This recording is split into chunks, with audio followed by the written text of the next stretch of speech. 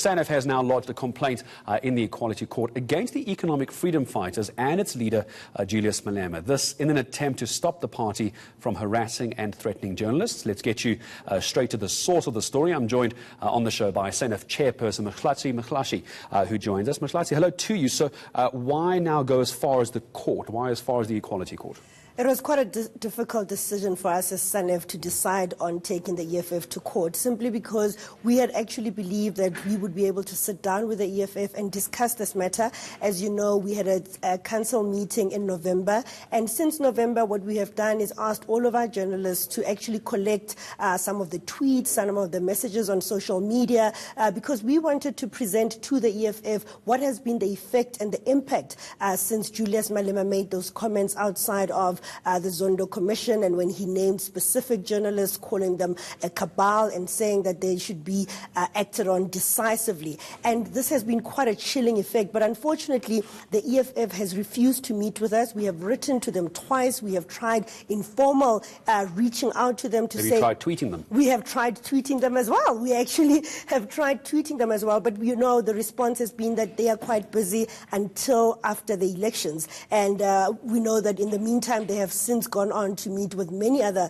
private companies, and we cannot wait until the elections. We need to actually make sure that the rules of the game are actually addressed and all of us understand them, especially heading towards an election.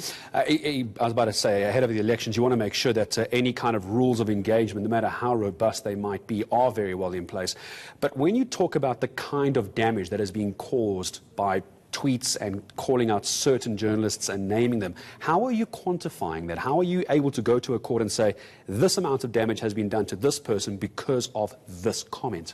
You know, I would actually just like to invite the viewers of the ENCA to go to our website, because there we've posted affidavits. So we've had examples of especially the women journalists called the B word, the C word. They've been called witches. They've been called whores. We've had instances where they've been threatened with rape, or some people saying that they're demanding their home addresses so that they can actually go to their homes. Not only the female journalists, but some of the journalists that we've included as part of this legal suit in the Equality Court. And we can quantify the effects of it from sitting in a newsroom where younger journalists are refusing to actually do stories that could be seen as critical of the EFF, because they've seen this barrage of harassment, abuse, insults, racial attacks by people purporting to be EFF supporters and EFF members, and this tacit endorsement by some of the EFF leadership. So you could almost say it could be scaring away future journalists. It has actually scared them off, because a lot of them are not willing to do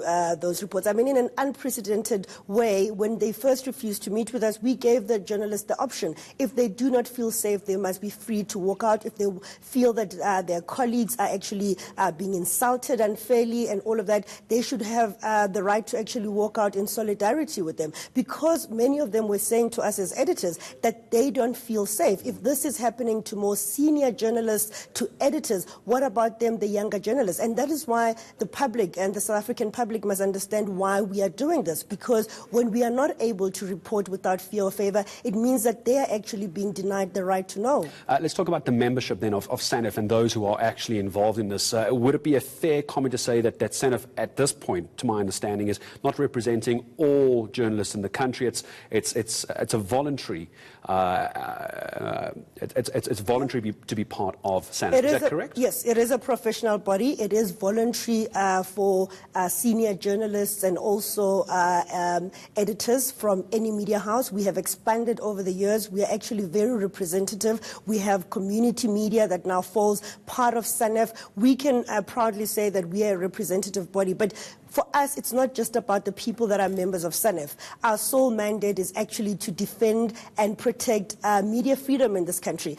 Somebody once said that even after you've attained democracy, freedom actually needs defenders, and we see that as our role as South African National Editors Forum. So whether you are a member or not, we will defend your right as a journalist to do your work freely, because the Constitution guarantees us that. But also, just to add, Gareth, we are not saying that the media should not be criticized. It should be criticized, especially when it gets things wrong, and we should be held accountable. And that is why we have the press ombuds. That is why we have the broadcasting complaints Association for Broadcasters, and we have seen in the past few years how they've come down on journalists who actually do get things wrong. But we cannot allow a situation where journalists are actually threatened and harassed into silence. That is not a democracy that we want as South Africans. What recourse are you seeking from the court? What are you hoping will happen either at the end of the court process, or if the EFF were to come forward, what action would you want them to take to avoid any court action? How does this play out? We welcome any engagement with the EFF. That was actually always our first prize. As I've already explained, it was a difficult decision to decide to take them to the Equality Court. But what we have said to the court is that we want them to stop the intimidation, harassment of journalists, either by the leadership of the EFF or by people purporting to be members of the EFF, and also on social media. But also what we are saying is that we want we've asked the court to direct Mr. Malema, the leader of the EFF, to apologize to the journalists that have been named, but more importantly to affirm the Constitution. He is a member of Parliament. He's taken an oath to defend and protect the Constitution, and the Constitution says that journalists must be able to do their work freely, and we believe that this is important for him and many other leaders of the EFF to come out and defend the Constitution, because essentially this is what it's all about. What happens if he doesn't?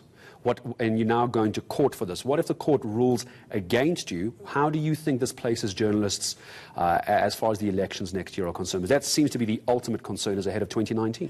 Our ultimate concern is ahead of 2019. I mean, and it's not a fear without anything. We've seen the escalation in terms of attacks on journalists towards elections. We saw that spike in the 2016 municipal election. We know that there are a lot of responsibilities on political parties. Part of it is that the IEC makes them sign and commit to a peaceful election, and that allows the media to do its work. So there's still a lot of options. But ultimately what we are saying is that let's all stand for the Constitution. The first sign of a democracy that is about to fail is when journalists are not able to do their work. And we should never, wait and say, this one, let's let it pass. We must act when the threats to our Constitution and our democracy arise, and actually hold everybody accountable.